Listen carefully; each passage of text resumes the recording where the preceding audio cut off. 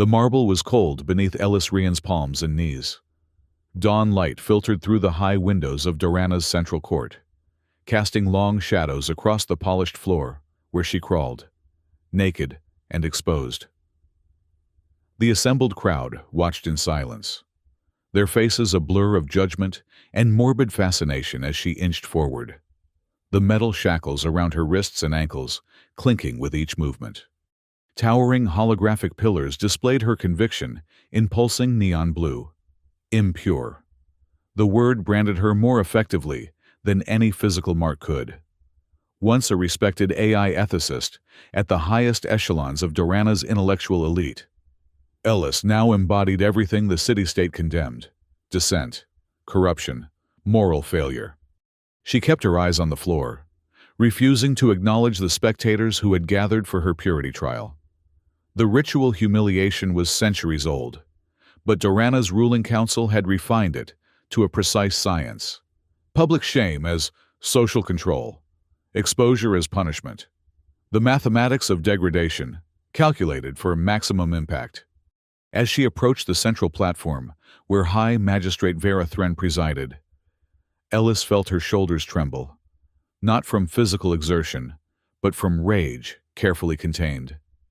She knew why she was here, not for any true corruption, but because she had discovered evidence of the magistrates tampering with the AI verdicts, neural records falsified, innocence condemned, a power grab disguised as moral authority.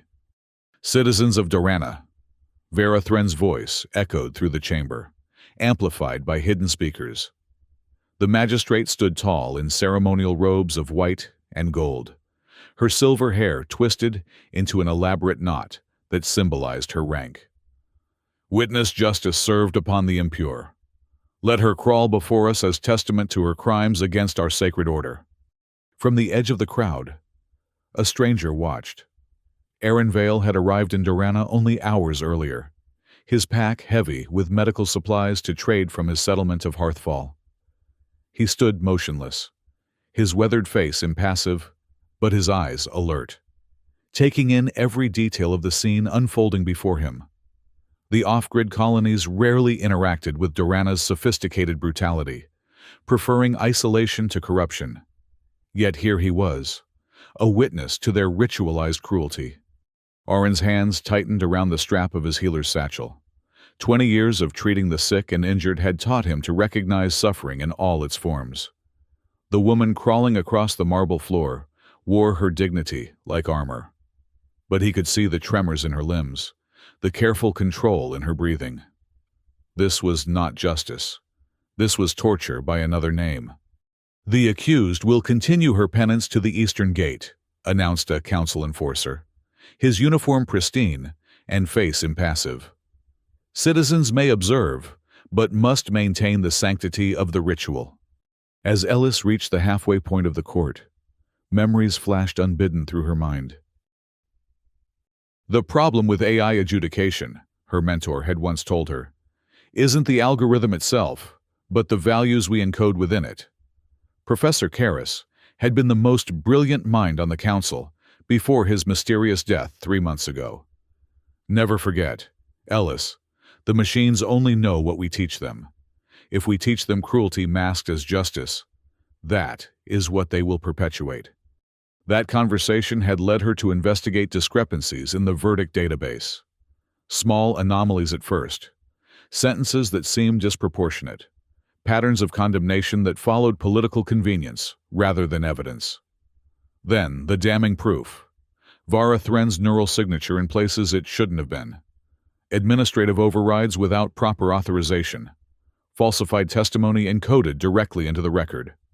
The day she had taken her findings to what she thought was a trusted colleague was the day her own conviction had been sealed. The marble floor had begun to shine with a trail of her perspiration as Ellis continued her crawl. Her knees were raw now, small smears of blood marking her path. The crowd had grown, their murmurs like insects buzzing in her ears. Some pointed. Others recorded the spectacle with their neural interfaces, uploading the footage to Dorana's public archive of shame. Aaron moved closer. something stirring within him that he hadn't felt in years. His community of Hearthfall valued neutrality, non-interference. Heal bodies, not societies, his father had taught him.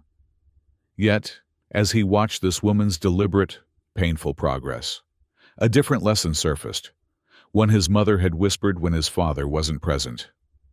Sometimes, healing requires removing the source of infection. The council's corruption was a disease eating away at Dorana's soul. And this woman, whatever her alleged crime, was its symptom, not its cause. Ellis was 10 meters from the eastern gate when Vara Thren stepped forward again, raising a ceremonial staff. "Let the final judgment be witnessed," she called out. "The impure shall exit our sacred court and spend 7 days in exile before returning for neural recalibration." Neural recalibration. Ellis knew what that meant. Her memories altered, her personality reshaped, her resistance eliminated. A shell would return wearing her face, praising the council's wisdom. Her research would be erased, not just from the public record, but from her own mind. She faltered, her rhythm broken by a moment of pure terror. Not death, but something worse, the death of self while the body continued to serve as a warning to others. That moment of hesitation was when Aaron made his decision. Moving with the fluid grace of someone accustomed to wilderness terrain, he stepped past the barrier, separating observers from the ritual space. Council enforcers turned toward him, hands moving to their stun batons. But he was already in motion, striding purposefully across the marble toward Ellis. The crowd's murmur became a collective gasp. In 300 years of purity trials, no one had ever intervened.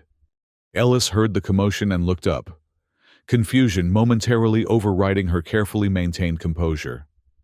A man she had never seen before was walking toward her, tall, with sun-darkened skin and clothes that marked him as an outsider. His face bore the lines of someone who spent time outdoors, not in Dorana's climate-controlled arcologies. What was he doing? Aaron reached her before the enforcers could mobilize. He knelt beside her, his voice low and urgent. "My name is Aaron Vale. I'm going to help you." "You can't," she whispered, shocked by this unexpected development. "They'll condemn you too." "Then, we'll be condemned together." With gentle but firm hands, he lifted her from the floor, cradling her naked body against his chest. He removed his outer coat with one fluid motion and draped it around her. "But I think there's been enough crawling for one day." The crowd erupted. Some shouted in outrage at this desecration of the ritual. Others stood silent, witnessing what many had thought but none had dared. Open defiance of the council's authority. Vara Thren's voice cut through the chaos, her composure fractured by fury. "Detain them both! The outsider has committed sacrilege!" Council enforcers converged, but Aaron was already moving toward a side exit, carrying Ellis as if she weighed nothing. His eyes scanned the chamber, identifying escape routes with practiced precision. "I don't understand," Ellis said, clutching the coat around her shoulders. The sudden shift from degradation to rescue had left her disoriented. "Why would you risk yourself for me?" "Because what I witnessed wasn't justice," he replied, his pace quickening as they approached an archway leading to a maintenance corridor. "And I've spent too long watching instead of acting." Behind them, chaos had engulfed the central court. Citizens were shouting, some moving to block the enforcers, others filming the unprecedented disruption.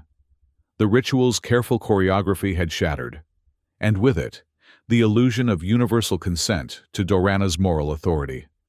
Aaron shouldered through a service door, the automated lock yielding to a small device he pressed against the panel. The corridor beyond was dim, illuminated only by emergency lighting strips along the floor. "You've prepared for this," Ellis observed, her analytical mind beginning to function again, now that the immediate trauma of the trial was behind her. "Not specifically," he admitted, as they hurried down the corridor. But I've made it a habit to know escape routes wherever I go. Hearthfall doesn't trust Durana's justice any more than I do. The sound of pursuit echoed behind them, boots on metal floors, commands being shouted into communication devices. Aaron took a sharp turn, descending a narrow stairwell that spiraled downward into Durana's substructure.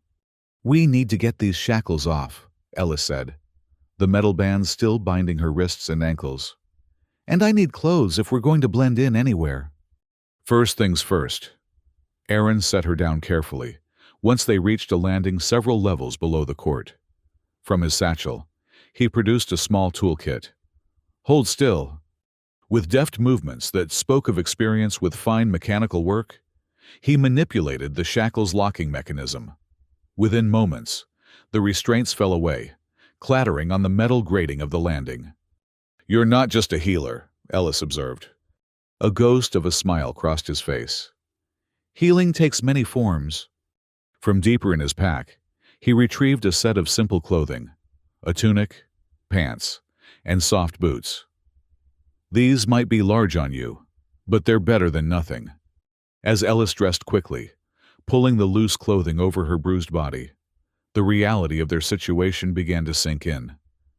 "They'll never stop hunting us now. You've disrupted a purity trial that's unprecedented. And She paused, her voice dropping. "I know things that could bring down the entire council." "Then perhaps it's time those things were known more widely," Aaron said, checking the stairwell for pursuit. "But first, we need to reach the sanctum." "The sanctum of lost truth." That's just a myth, a story dissidents tell themselves. Even as she said it, Ellis felt a flicker of hope. Rumors had circulated for years about an underground network of council defectors and exiled scholars, but she had dismissed them as wishful thinking. "It's real enough," Aaron replied. "And right now, it's our only chance." They continued downward, deeper into Durana's foundations, as the city above them erupted into unprecedented disorder. One act of compassion, one moment of defiance, had cracked the facade of compliance that had maintained the council's power for centuries. The hunt had begun, but so had the resistance.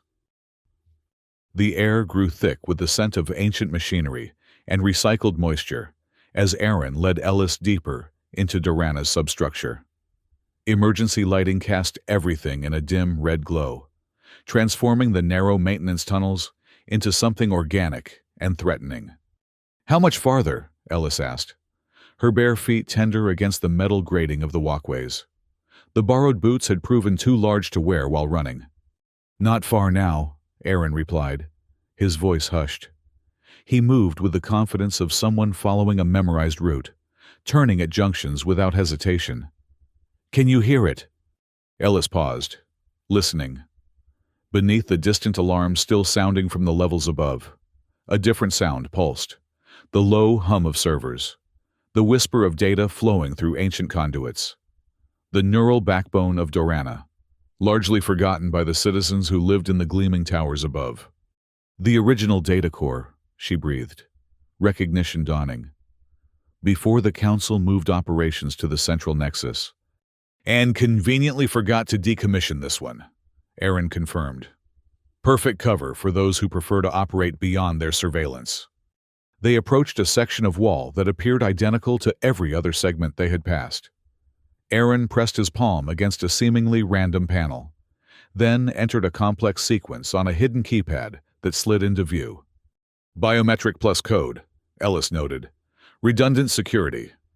Trust is in short supply these days." The wall receded, revealing a circular chamber beyond, a stark contrast to the industrial tunnels they had been traversing. The space was illuminated by soft, ambient lighting, its walls lined with physical books and humming data servers. At its center, a gathering of people looked up from their various tasks, their expressions shifting from alarm to curiosity as they recognized Aaron. "Vale," a woman stepped forward, her posture wary but not hostile. "This wasn't the plan." "Plans change, Sarah," Aaron replied, guiding Ellis into the chamber. This is Ellis Rian. She was undergoing a purity trial. I know who she is. Sarah Callan's sharp features hardened further. Her hair was cropped close to her skull, and a neural implant scar traced a line from her temple to her ear, the mark of someone who had forcibly removed council monitoring technology. The question is why you brought her here instead of to the arranged safe house. Because the entire city is looking for both of us now, Aaron said, his calm unbroken by her hostility. I intervened during the trial itself. A ripple of shock passed through the gathered members of the sanctum. A slender man with nervous hands stepped forward. You disrupted a purity trial? That's never been done. Then it was long overdue. Miko, Oren replied. Ellis studied the man called Miko. Recognition stirring. You were a council archivist, she said. I've seen you in the Hall of Records. Miko Tanriel's eyes darted away from her gaze. Yes, before I discovered what they were doing to the archives. Falsifying records, erasing dissent, conditioning the AI to deliver verdicts that served their political agenda. The same discoveries that led to my conviction, Ellis said softly. Sarah folded her arms across her chest. Which brings us back to the question of why we should trust you. Convenient timing, isn't it? You're caught, condemned, and suddenly you're a victim of council corruption? Aaron stepped between them, his patience visibly thinning. I just carried her naked body through half of Dorana, while enforcers tried to capture us both. She's exhausted, injured, and has just endured public humiliation. Whatever vetting process you want to put her through can wait until she's had medical attention. A tense silence fell over the chamber. Then an older woman emerged from the back of the room, her movements deliberate and her gaze piercing. Aaron is right. Hospitality first, interrogation later. That's our way. She approached Ellis, offering a small bow. I am Lena Voss. Welcome to the Sanctum of Lost Truth. We have much to discuss, but rest must come first. Relief washed over Ellis. The adrenaline that had sustained her was fading, leaving bone-deep fatigue in its wake. Thank you, she managed, swaying slightly on her feet. Come, Lena said, taking her arm gently. We have medical facilities this way. As Lena led her toward a side chamber, Ellis glanced back at Aaron. He stood in quiet conversation with Sarah and Miko, his posture relaxed, but his eyes alert. He had risked everything to save a stranger, upending centuries of tradition with a single act of compassion. Why? The medical chamber was small, but well-equipped, another surprise in this underground sanctuary. Lena helped Ellis onto an examination table, then activated a scanning array that hummed to life above her. You're suffering from dehydration, minor abrasions to the knees and palms, and elevated stress hormones, Lena reported, reading the scanner's output.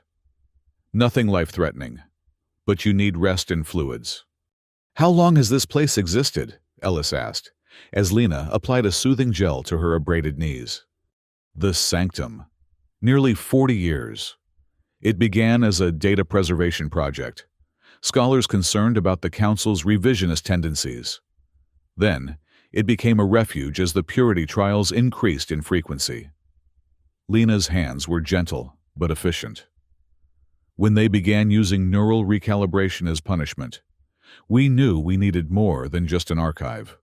We needed a resistance. But you've never directly challenged them before. No, Lena admitted. We've focused on information gathering, small acts of sabotage, helping the condemned escape after their trials. She glanced toward the door. What Aaron did today, that's a significant escalation. He didn't tell you he was planning this? Aaron keeps his own counsel, even among allies. Lena administered a hydration injection, the cool rush of fluids bringing immediate relief to Ellis's parched system. He arrived in Dorana 3 days ago, ostensibly to trade medical supplies from Hearthfall. Now I wonder if he had another purpose all along. Before Ellis could question further, the door opened, and Aaron himself entered. His expression was grim. "Council enforcers are sweeping the maintenance levels," he reported. "They've deployed scanning drones calibrated for human life signs. We need to activate the Sanctum's shielding." Lena nodded, moving to a control panel on the wall. "Already done. We're running on isolated power now, and the thermal baffles will mask our presence."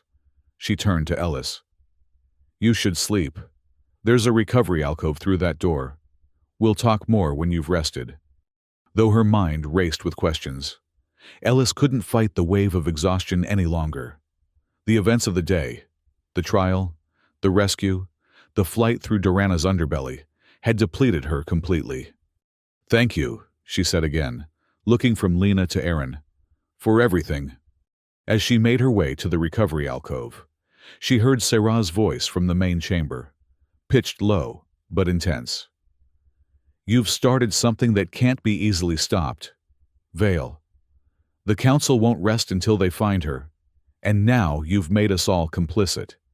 "Perhaps that's exactly what was needed," came Aaron's calm reply. "Complicity in the right cause." The door slid shut behind Ellis, muffling their continued debate. The recovery alcove was small, but comfortable. A sleeping platform, clean garments, and a small refresher unit. She changed out of Aaron's oversized clothes into a simple tunic and pants that fit her better. Then lay down on the platform.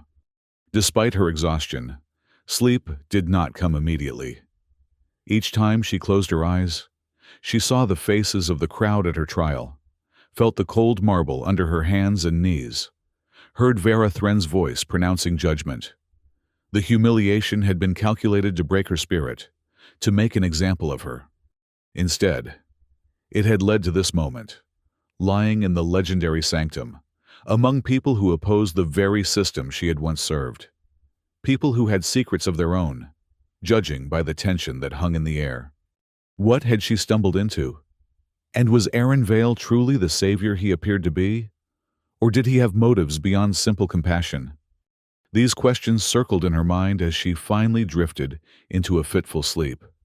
Her dreams filled with marble courts and the sensation of being carried in strong arms, away from shame and toward an uncertain future. Ellis awoke to the sound of urgent voices. For a moment, disorientation gripped her. The unfamiliar ceiling, the absence of her apartment's morning alert, the lingering soreness in her knees and palms. Then, memory crashed back. The trial, the rescue, the sanctum. She rose quickly, pulling on the clean clothes that had been left for her, and made her way back to the main chamber. The scene that greeted her was one of controlled chaos. Sanctum members gathered around a central holographic display showing various sectors of Durana's undercity. Red dots moved through the tunnels in search patterns. "They've expanded the search perimeter," Miko was saying, his fingers dancing across a control panel. "Enforcers are going level by level, and they've authorized lethal force." "That's unprecedented," said Lena, her composure cracking slightly. "Even for escaped impures. They've always maintained the fiction of rehabilitation over elimination." "This isn't about rehabilitation anymore," Aaron replied, studying the display with narrowed eyes. "It's about silencing Ellis before she can reveal what she knows." All eyes turned to Ellis as they noticed her presence. She stepped forward, straightening her shoulders despite the lingering ache of her ordeal. "What I know is that High Magistrate Vera Thren has been manipulating the AI adjudication system for years," she said, her voice steady. "Falsifying verdicts, eliminating rivals, and consolidating power under the guise of moral authority. I have evidence, or I did, before my arrest." "We've suspected as much," Sarah said. Her hostility from the previous day somewhat diminished. "But suspicion isn't proof." "The proof was in my secure neural storage," Ellis explained. "Data packets showing unauthorized access to the verdict system, timestamps that don't align with official records, Vara's neural signature where it shouldn't have been." Miko's expression brightened with sudden hope. "Neural storage. That's why they scheduled you for recalibration instead of immediate memory wipe. Standard procedure can't access secure neural partitions without the subject's voluntary release. Or without destroying the brain housing them, Aaron added grimly. Ellis nodded. My mentor, Professor Karras, taught me the partitioning technique before he died. The Council thinks the data died with me, or will, once they recapture me. This changes things, Lena said thoughtfully. If we can extract and verify this evidence, we could broadcast it throughout Dorana. The citizens might tolerate many injustices, but direct proof of Council corruption, that might finally wake them up. And how exactly do you propose to extract neural data without Council equipment? Sarah challenged. It's not like we have a full medical facility down here. A slow smile spread across Aaron's face. Actually, he said, that's precisely why I came to Dorana in the first place. He turned to Ellis. The medical supplies I brought to trade, they included a portable neural interface, off-grid technology developed in Hearthfall, specifically to counter Council recalibration. Ellis stared at him, pieces falling into place. This wasn't a coincidence, was it? You being at my trial. You knew who I was. I knew you had been convicted, Aaron admitted. News of an AI ethicist's corruption trial reached even our isolated settlement. What I didn't know was exactly when they would hold your purity trial, or what form it would take. His expression darkened. Had I known, I might have planned a less public intervention. But why? Ellis pressed. Why risk yourself for a stranger? For information that might not even exist? Aaron's gaze held hers steadily. Because Hearthfall has suffered from Council oversight too, just in different ways. Medical resources diverted, research suppressed, settlements classified as impure for refusing neural monitoring.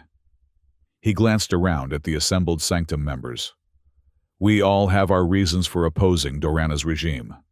Mine happened to include watching an entire village die from a treatable plague because the Council deemed them unworthy of assistance. A heavy silence followed his words. Then Sarah broke it, her voice surprisingly gentle.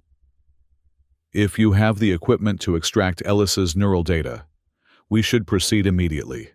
The longer we wait, the greater the chance of discovery.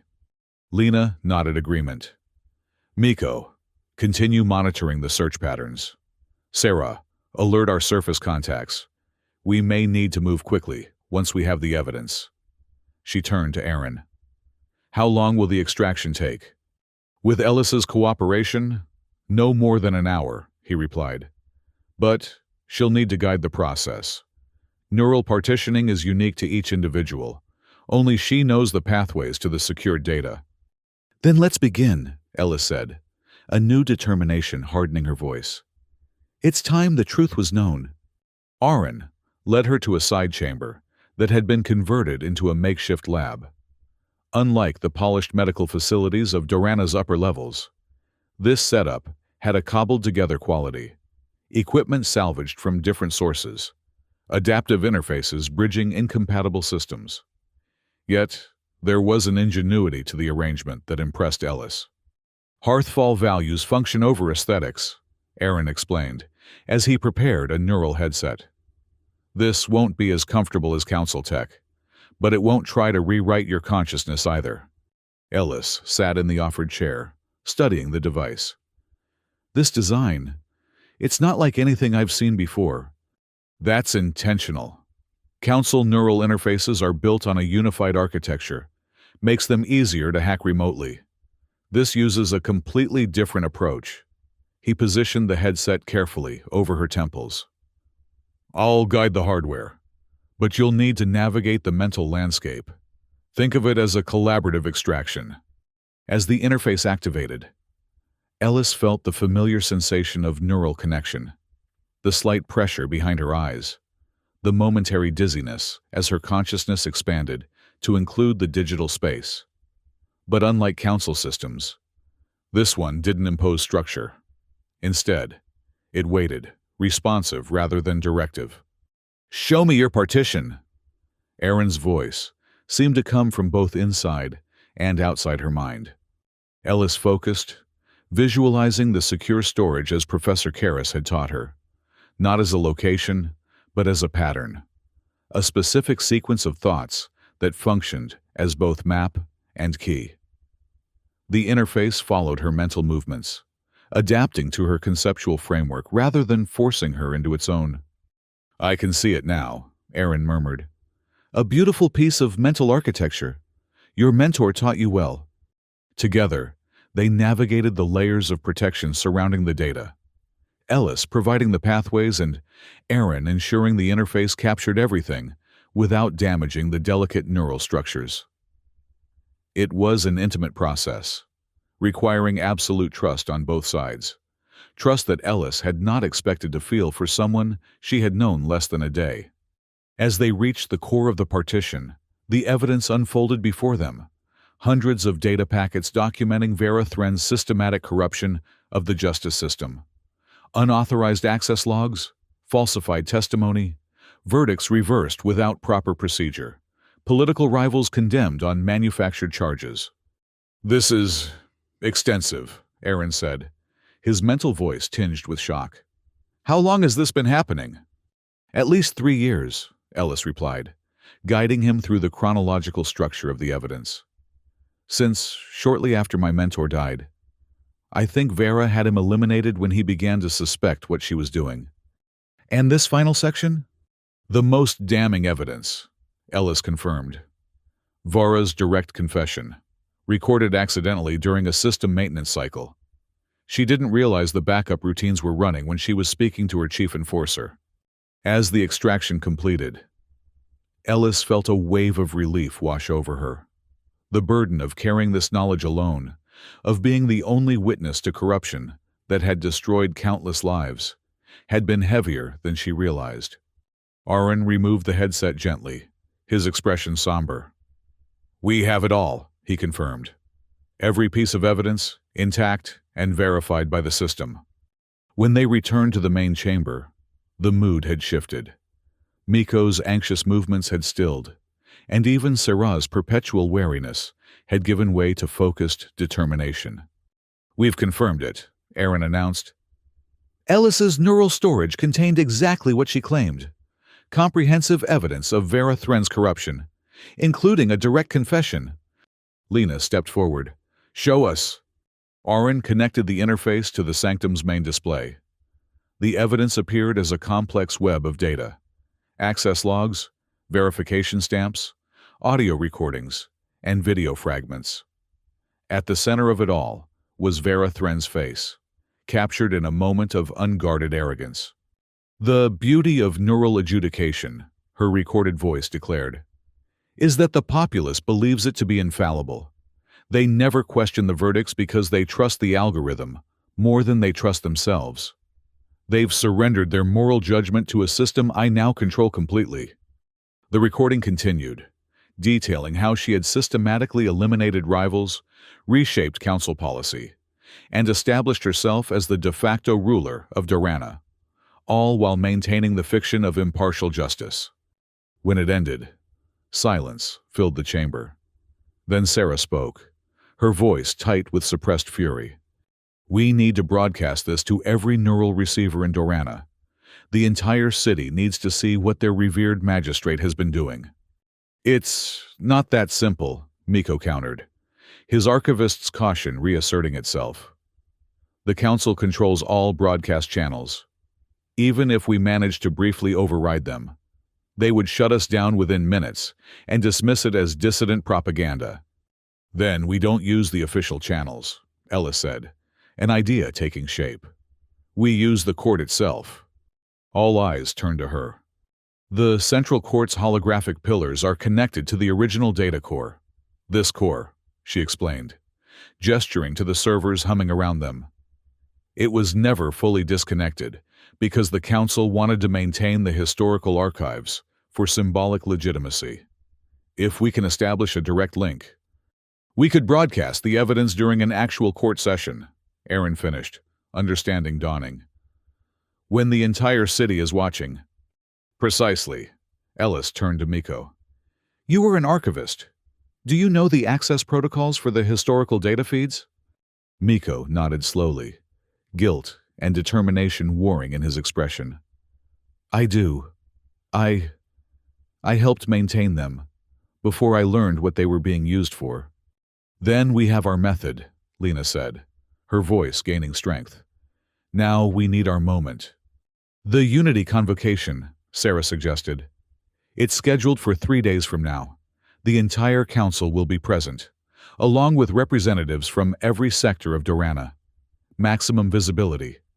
And maximum security, Aaron cautioned. We'd need to get Ellis inside the court complex itself to establish the data link. With every enforcer in the city hunting for her, that won't be easy. Unless, Ellis said slowly, I surrender myself. The suggestion hit the room like a physical blow. Protests erupted immediately. Absolutely not. After everything we've risked to rescue you. They'll recalibrate you on site. Ellis raised a hand, waiting for the objections to subside. Not if I time it correctly. The convocation follows a strict ceremonial protocol. If I surrender just as the proceedings begin, tradition would demand they incorporate my case into the ceremony. It's a public event. They couldn't simply drag me away without acknowledging my presence. And while all attention is on you, Aaron said, following her logic, someone else could access the data core and establish the link. Exactly. I create the distraction. You deliver the evidence. Sarah shook her head. It's too risky. If anything goes wrong, you'll be at their mercy, surrounded by enforcers. Which is why we'll need more than just a 2-person operation, Ellis countered. We'll need coordinated action from everyone in this room, and anyone else the Sanctum can rally. Lena studied her with newfound respect. You're proposing not just an exposure of corruption, but a full uprising. I'm proposing that we give the citizens of Durana the truth, and let them decide what to do with it, Ellis corrected. If that leads to the fall of the council, so be it. But it has to be their choice, made with full knowledge of what has been done in the name of purity and justice. The gravity of what she was suggesting settled over the chamber. This wasn't just about clearing her name or exposing a single corrupt official. It was about fundamentally challenging the system that had governed Durana for centuries. If we're going to do this, Aaron said after a moment, we need to plan every detail. Entry points, timing, contingencies, extraction routes. We get one chance, we can't afford to waste it. Then, let's begin, Ellis said, moving toward the central display. We have 3 days to prepare for the fall of the council. As they gathered around the holographic map of the central court, the weight of history pressed upon them. Centuries of ritualized cruelty, of justice perverted into control, might soon end, or claim them all as its final victims. Either way, Durana would never be the same again. The next 3 days passed in a blur of preparation, strategy sessions, and tense anticipation. The Sanctum transformed from a hidden archive into the command center for what might become the most significant uprising in Durana's history. Miko worked tirelessly on the data link, ensuring they could bypass the Council's security protocols and access the court's holographic systems. Sarah coordinated with surface allies, positioning them throughout the city to spread word once the broadcast began. Lena managed logistics, preparing medical supplies, emergency routes, and contingency plans for every scenario they could imagine. And through it all, Ellis and Aaron worked side by side, refining the central strategy that would place her back in the hands of her persecutors, while he infiltrated the court's data core. You don't have to do this, Aaron told her on the night before the convocation, as they reviewed the final details of their plan. We could find another way. Ellis looked up from the schematics of the court complex. In the dim light of the Sanctum, Aaron's face showed the strain of the past days, the worry lines around his eyes deeper, the set of his jaw more determined. This is the surest path, she replied. We've been over every alternative. None offer the same chance of success. Success isn't worth your life. Isn't it? She set aside the schematic, meeting his gaze directly. What is one life compared to ending centuries of oppression? How many have suffered as I did, or worse, under the Council's twisted version of justice? Aren's expression softened. Your life has value, Ellis. Not just as a symbol or a sacrifice, but for itself. The simple declaration caught her off guard. In the frantic preparations, in the strategic discussions and tactical planning, they had spoken little of personal matters. Yet in those few words, Aaron had cut to the heart of something she had been avoiding. The connection that had formed between them since the moment he had lifted her from the marble floor of the court. "Why did you really save me, Aaron?" she asked. The question that had lingered since their first meeting finally finding voice. The truth. Not the political reason or the strategic advantage. Why me? He was silent for a long moment, his eyes never leaving hers. Because when I saw you crawling across that floor, maintaining your dignity despite everything they had done to strip it from you, I recognized something I thought had died in Dorana long ago. True courage. The kind that doesn't break, even when breaking would be easier. His voice dropped lower. And I couldn't stand by and watch it be extinguished. The honesty in his answer made her chest tighten. You risked everything for a stranger. A risk that has proven worthwhile, he said simply. Whatever happens tomorrow. In that moment, Ellis understood that their connection transcended the circumstances of their meeting. In another time, another place, they might have found each other through gentler paths. But fate or chance had bound them together through trial and resistance instead. We should rest, she said finally, though rest seemed impossible with the weight of tomorrow's mission pressing upon them. Dawn will come too soon. Aaron nodded, gathering the scattered plans and data tablets. Try to sleep, he advised. Tomorrow will demand everything from both of us. As they parted for their separate quarters, Ellis felt the strange duality of their situation, the imminent danger balanced against the unexpected gift of finding allies, perhaps even friends, in the darkness of Dorana's underbelly. Whatever tomorrow brought, she would face it, knowing she was no longer alone.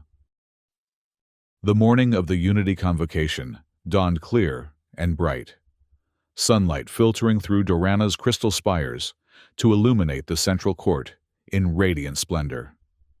Citizens from every sector gathered, their finery on display, a stark contrast to the grim purpose that had brought Ellis to the court's northern entrance. She stood alone, dressed in simple gray attire provided by the sanctum. No communication devices, no weapons, nothing that might trigger security scans. Just a woman, preparing to walk willingly into the hands of those who had condemned her. The plan was in motion. Aaron had departed hours earlier, using maintenance tunnels to approach the court's data core from below. Miko was positioned at a public terminal 3 blocks away, ready to activate the data link the moment Ellis gave the signal. Sarah's network of allies were scattered throughout the crowd, prepared to spread the word once the broadcast began. All depended now on precise timing and the Council's adherence to their own ceremonial protocols. Taking a deep breath, Ellis stepped into view of the court's entrance guards. Recognition was immediate, their postures stiffening, hands moving to weapons, voices erupting in urgent communication. I am Ellis Ryan, she announced, her voice steady. I have come to address the Council during the Unity Convocation, as is my right under Dorana's oldest laws. It was a calculated invocation, the ancient right of petition, seldom used but never formally revoked. The guards hesitated, their training in conflict with procedure. The impure has no rights, one began, but was cut off by the arrival of a senior enforcer. Wait, the woman commanded, studying Ellis with narrowed eyes. The convocation has already begun. Taking her now would disrupt the ceremony. She activated her neural link. Magistrate, the fugitive Rian has surrendered herself at the North Gate.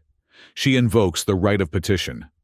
Ellis could not hear the response, but the enforcer's expression told her enough. Frustration mixed with grudging acquiescence. The traditions of the convocation would be observed, even for an impure. "You will be escorted to the central dais," the enforcer informed her. "Any deviation from the direct path, any attempt to communicate with the assembly, will result in immediate termination. Do you understand?" "Perfectly," Ellis replied, allowing herself to be shackled once more. 4 guards surrounded her, their stun batons charged and ready, as they led her through the north gate and into the grand processional corridor. The whispers began immediately as citizens recognized her, the escaped impure, returning voluntarily to face the council.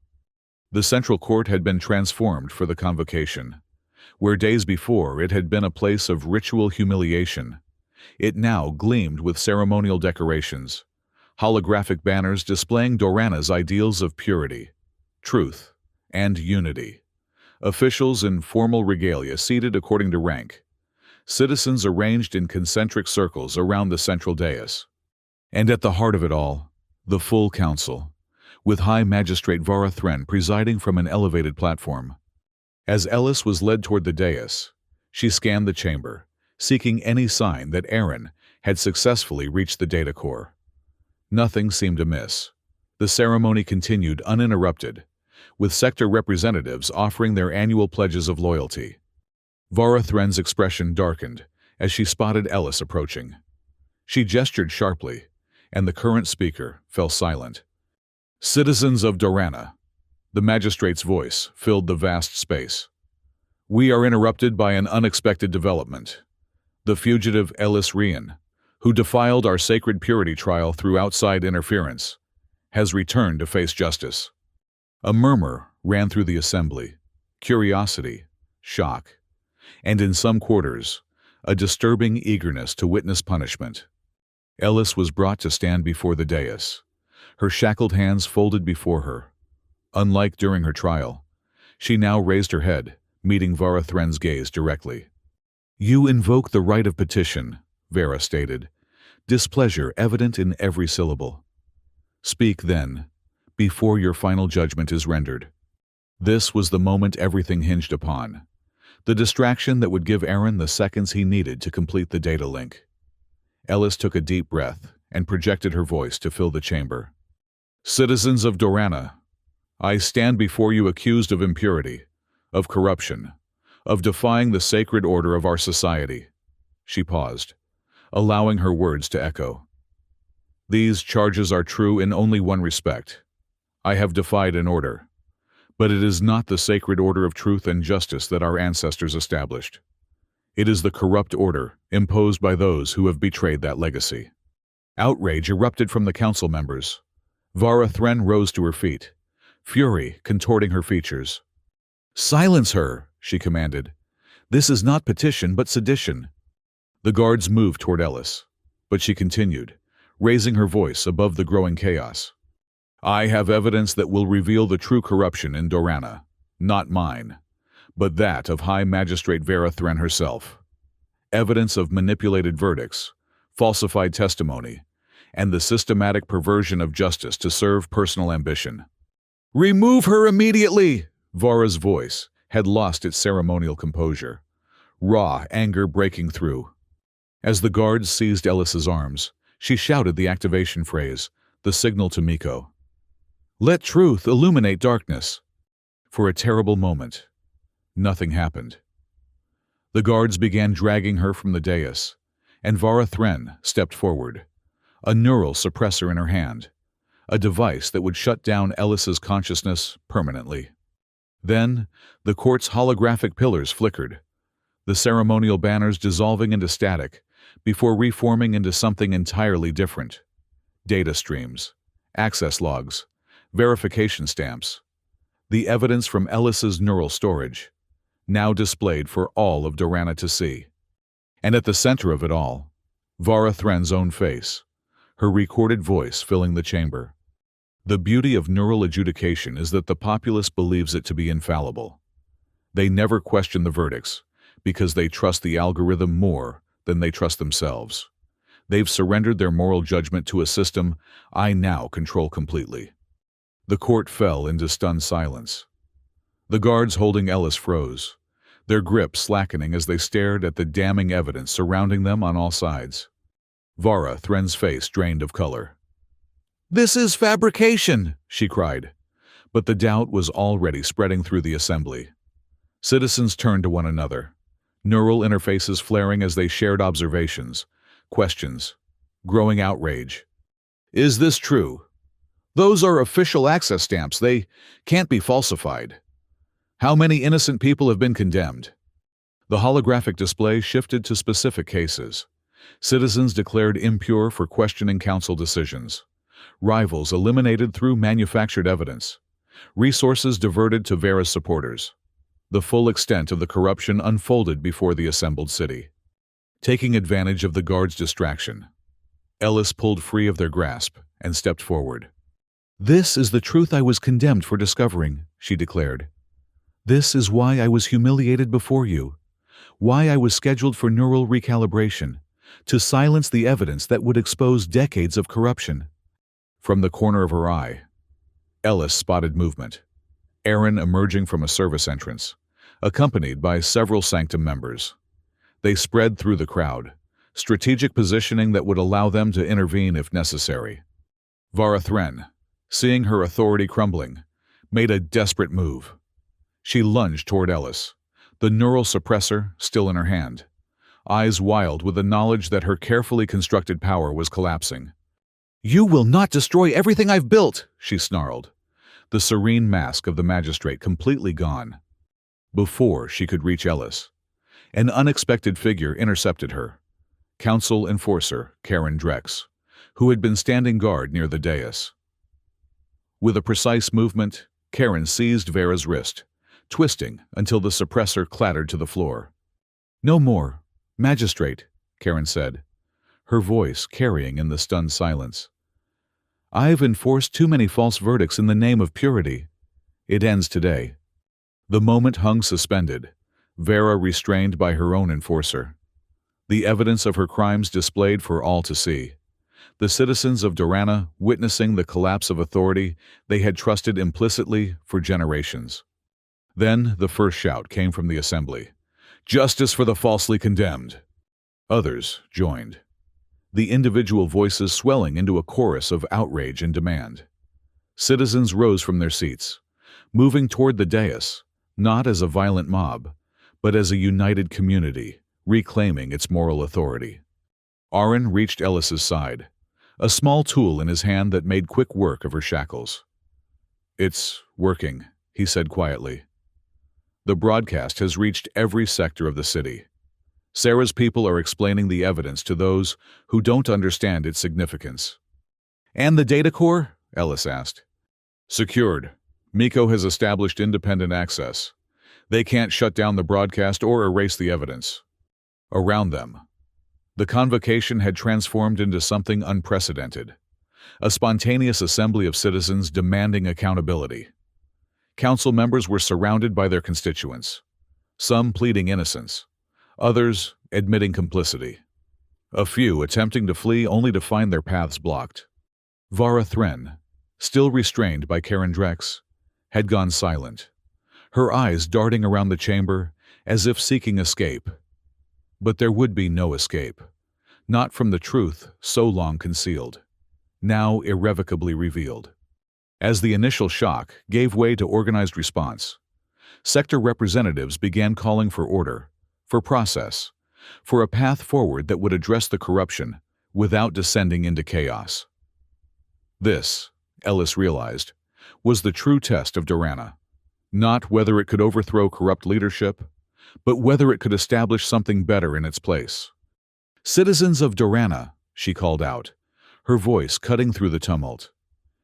"We have witnessed a betrayal of our most sacred principles, but in exposing this corruption, we have the opportunity to rebuild on a foundation of genuine justice, not the performance of purity, but the reality of truth." Her words resonated through the chamber, meeting nods of agreement and calls of support. The anger that had threatened to boil over began to channel itself into determination. "A provisional assembly," someone suggested. "Representatives chosen not by rank but by democratic selection." "Transparency in all verdicts," called another. "No more hidden algorithms." "Accountability for those who abused power." Watching the citizens organize themselves, begin to articulate a vision for a reformed Dorana, Ellis felt a weight lift from her shoulders. This was what she had hoped for, but had not dared expect. Not just the exposure of corruption, but the birth of something better. Aaron stood beside her, his expression a mixture of awe and cautious hope. "It's really happening," he murmured. "Centuries of ritual and control, dismantled in a single morning." "Not dismantled yet," Ellis cautioned. "This is just the beginning. Changing systems is harder than exposing their flaws." "But it is a beginning," he replied. "One worth fighting for." As the Provisional Assembly began to take shape, with citizens organizing themselves into discussion groups and designating speakers, Ellis and Aaron slipped away from the central dais. Their part, the catalyst, was complete. What followed would be the collective work of Dorana itself.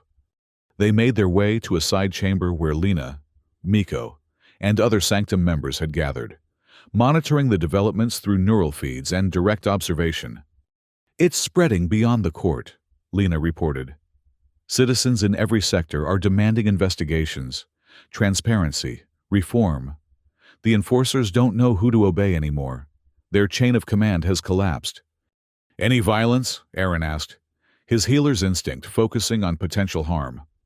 "Isolated incidents," Miko replied. "Mostly council loyalists attempting to suppress information. But they're overwhelmed by the sheer number of citizens demanding change." Sarah burst into the chamber, her usual severity transformed into fierce exhilaration. "The data towers in the eastern sector have been secured by citizen volunteers," she announced. "They're establishing an emergency broadcast system to counter any attempt at information control." The pieces were falling into place faster than any of them had anticipated. What they had hoped would be the beginning of a longer struggle was accelerating into a full transformation of Dorana's governance. "What happens now?" Miko asked, looking to Ellis. "You're the catalyst for all of this. The people will look to you for leadership." Ellis shook her head. "No, that's not my role, nor should it be. If Dorana is to truly change, it can't simply replace one authority figure with another." She gazed out at the central court, where citizens continued to organize, to debate, to forge a new path. "My task was to reveal the truth. Their task is to determine what to do with it." "And our task?" Aaron asked quietly. Ellis turned to him, then to the gathered members of the Sanctum. "To support, to advise when asked, to share the knowledge preserved here, but not to dictate. The Sanctum was created to safeguard truth until Dorana was ready for it. That time has come." As they watched the unfolding transformation of their city, each of them contemplated their place in what would follow. The road ahead would not be smooth. Centuries of conditioning wouldn't dissolve overnight, and those who had benefited from the old system would resist its dismantling. But something fundamental had changed in Dorana. The spell of unquestioning obedience had been broken. Citizens who had once gathered to witness humiliation now gathered to demand justice. The marble court that had been the scene of Elisa's degradation was becoming the birthplace of a new society. "Whatever comes next," Aaron said, his hand finding Ellis's, "we face it together." In that moment, surrounded by allies who had become friends, watching the city she had always known transform into something she had only dared to imagine, Ellis felt a sensation she had thought lost forever: hope. Months passed, the seasons turned, Dorana changed. The marble floor of the central court, once cold and forbidding, now gleamed in the morning sunlight as Ellis crossed it with steady steps. No crawling now, no shackles, no jeering crowd. Instead, She walked with purpose toward the platform where the People's Assembly was gathering for its inaugural formal session. The court itself had been transformed, the imposing dais replaced with a circular arrangement of seats, the holographic pillars reprogrammed to display not verdicts, but proposals, debates, and voting records. Transparency made physical in the very architecture of governance. As she approached the assembly area, familiar faces greeted her. Miko, no longer nervous but purposeful, organizing the day's agenda with meticulous care. Sarah, her militant edge softened, but her determination undiminished, conferring with representatives from Dorana's outer sectors. Lena, her wisdom now openly sought, rather than hidden away in the sanctum, instructing a group of young citizens in the history that had been obscured for generations. And Aaron, moving among newly trained citizen medics, his healing skills now dedicated not just to physical wounds, but to the deeper injuries left by centuries of oppression. "Ready?" he asked as she joined him. Ellis nodded, taking in the gathering assembly. "As ready as any of us can be." The months since the convocation had been chaotic, challenging, exhilarating. The initial euphoria of revelation had given way to the hard work of rebuilding, establishing transparent decision-making processes, investigating past abuses, reintegrating those who had been declared impure on false charges. There had been resistance. Vara Thren and her closest allies were under house arrest, awaiting a public tribunal that would determine their fate. Some council enforcers had attempted to reassert control in outlying sectors, only to find citizens united against them. Dorana's neighbor states, unsettled by the sudden transformation, had closed borders and suspended trade agreements.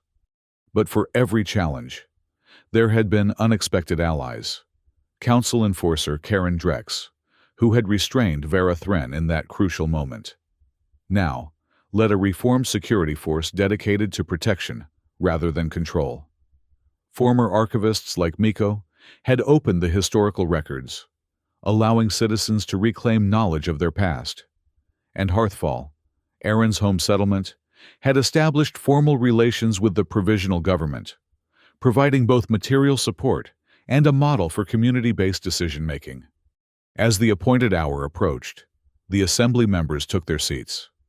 Unlike the old council, they were a diverse group, elders and youth, scholars and laborers, representatives chosen by their communities rather than their rank or wealth. Ellis had been asked to speak at this inaugural session.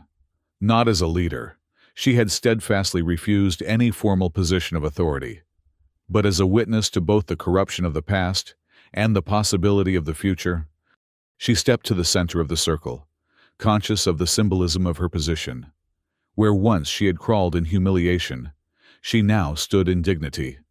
Where once she had been silenced, she now spoke freely.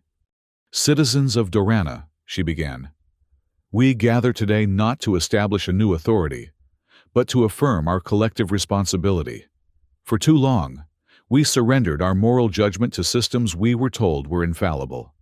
We allowed ritual to replace reason, performance to replace principle." The assembly listened in attentive silence, neural interfaces recording her words for those who could not be physically present. "The path we have chosen is not the easiest one," she continued. "It would be simpler to replace one form of control with another, to create new rituals of purity and exclusion. But we have chosen instead the challenging path of true community governance, where decisions are made through consensus, where dissent is valued rather than punished, where transparency is not merely promised but practiced." From his position at the edge of the circle, Aaron watched with quiet pride. The woman who had endured public humiliation now stood as a symbol of Dorana's transformation, not because she had seized power, but because she had helped others reclaim their own. "We will make mistakes," Ellis acknowledged. "All human endeavors do. But we will make them openly, correct them honestly, and learn from them collectively. This is the promise of the People's Assembly, not perfection, but perpetual improvement, not purity, but authenticity. As she concluded her address, Ellis reached into a small pouch at her waist and withdrew a single white lily. Moving to the center of the marble floor, she knelt, not in submission but in deliberate choice, and placed the flower on the spot where her journey had begun. "With this," she said, her voice carrying through the hushed chamber, "we reclaim the meaning of purity, not as a standard imposed from above, but as an aspiration we pursue together, not as a weapon to condemn others, but as a light to guide ourselves." She rose, and the assembly rose with her. The formal business of governance would begin momentarily. Proposals to be considered, policies to be established, challenges to be addressed, but in this moment, they stood united in recognition of how far they had come and how much still lay ahead. As Ellis returned to her place beside Aaron, he took her hand, a gesture of support that had become familiar in the months of working side by side. "You know," he said quietly, "when I carried you from this court, I never imagined we'd be standing here like this." "No?" she asked, a small smile playing at the corners of her mouth. "What did you imagine?" "Honestly, I thought we'd both be dead or recalibrated within days," he admitted.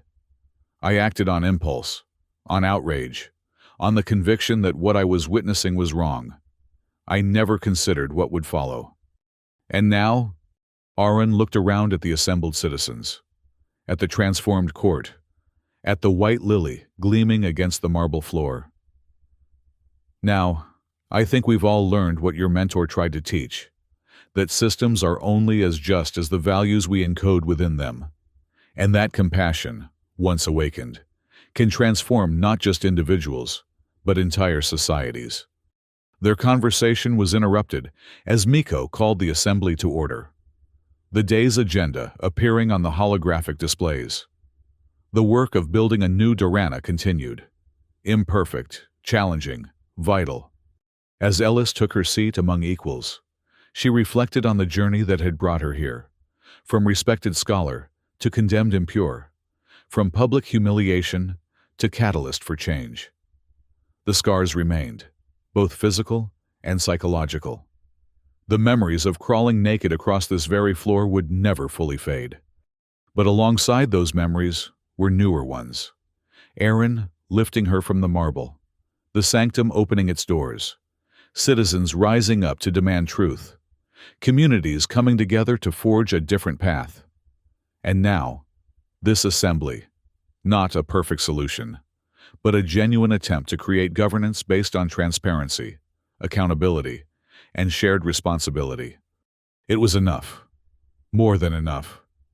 It was, in its own imperfect way, the purest form of justice Dorana had known in centuries. Outside the court, the city continued its transformation. Citizens who had once gathered to witness punishment now gathered to participate in rebuilding. The data towers that had once monitored for signs of impurity now broadcast educational resources and public debates. The barriers between sectors were being dismantled, allowing free movement and exchange of ideas.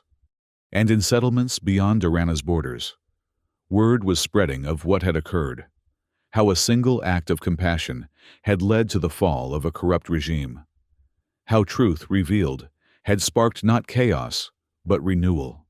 As the assembly began its work, Ellis caught Aaron's eye across the circle.